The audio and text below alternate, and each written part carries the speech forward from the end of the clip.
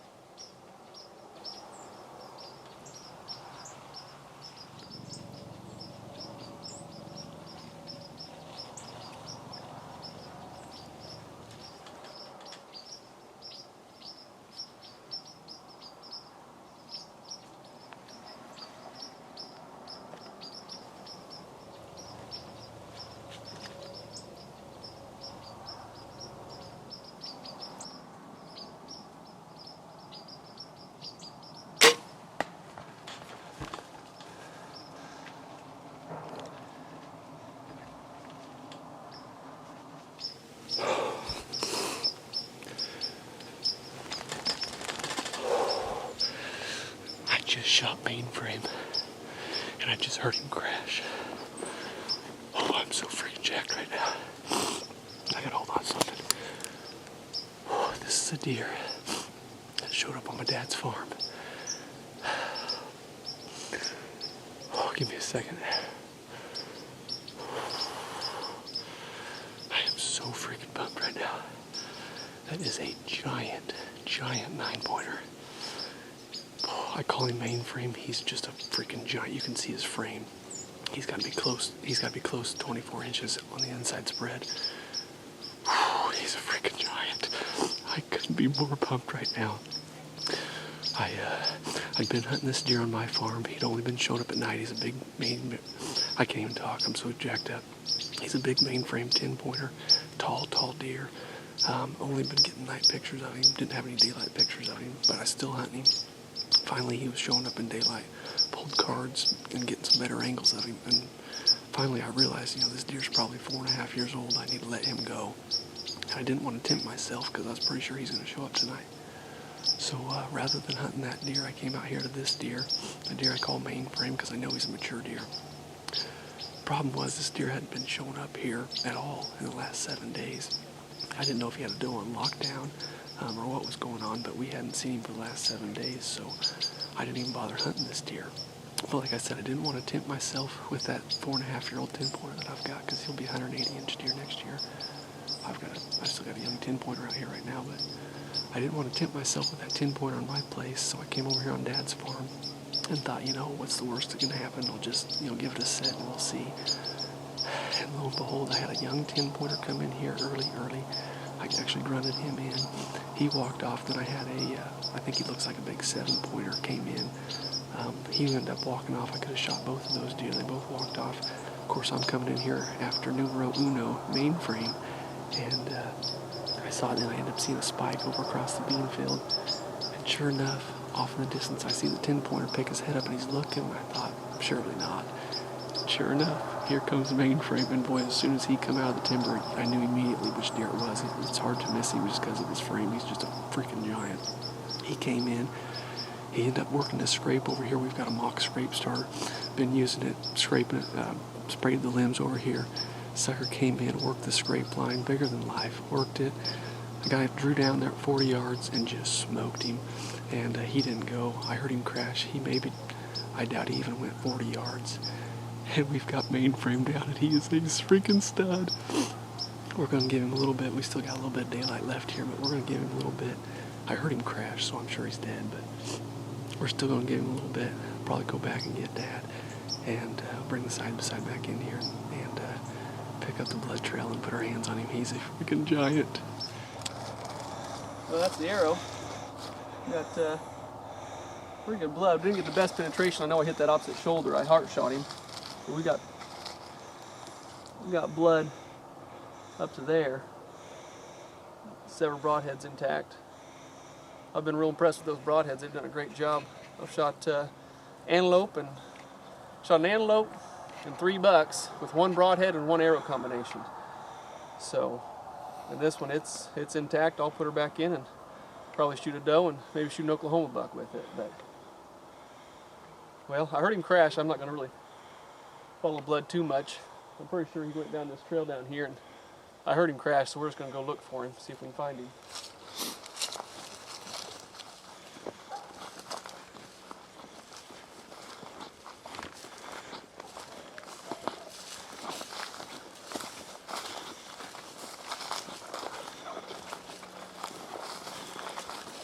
Got some good blood here. There he is.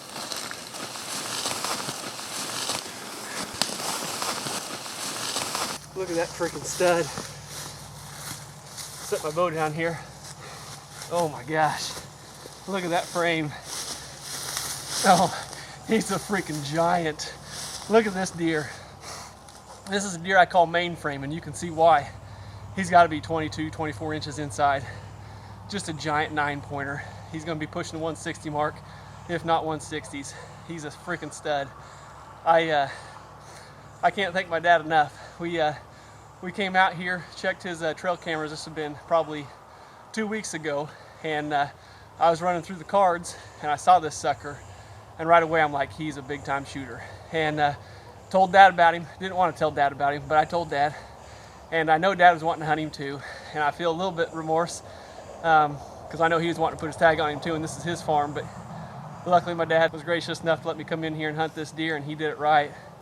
I had a 10-pointer come in here first thing, actually grunted him in across the bean field. He came in and he walked off. Then I had a big 7 come in, and he needs shot. He's just a deer that needs cold out of here, but he walked off.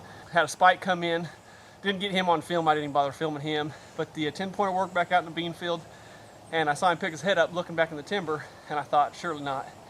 Sure enough, I look up through the vortex up on him, and there he was. And there's no question, as soon as you see that frame, you knew exactly which deer this was. And yep, I just set the binos down, said I don't need to look at him anymore, I know he's a shooter. And he came right in. We, no joke, we actually set this scrape up. We've been using this limb licker by Bar Brand, and we came in here and sprayed this on this evergreen tree, and lo and behold, sure enough, he came in, worked that scrape like crazy, had him at 40 yards, heart shot him there at 40 yards, I heard him crash. We came in here, we saw blood on the way in here, but I knew about where he was, walked right up on him, and I couldn't be more proud of this deer. He's got a little kicker down here, that's gonna count.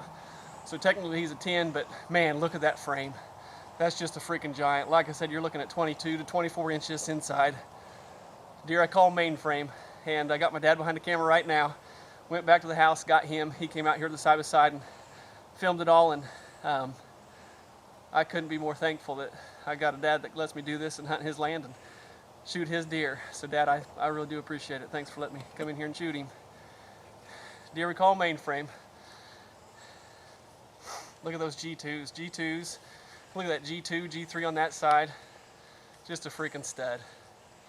Well, we're gonna put our tag on him, get him out of here, and I guess I'll be moving on to Oklahoma after this, so we'll put our tag on him, get him out.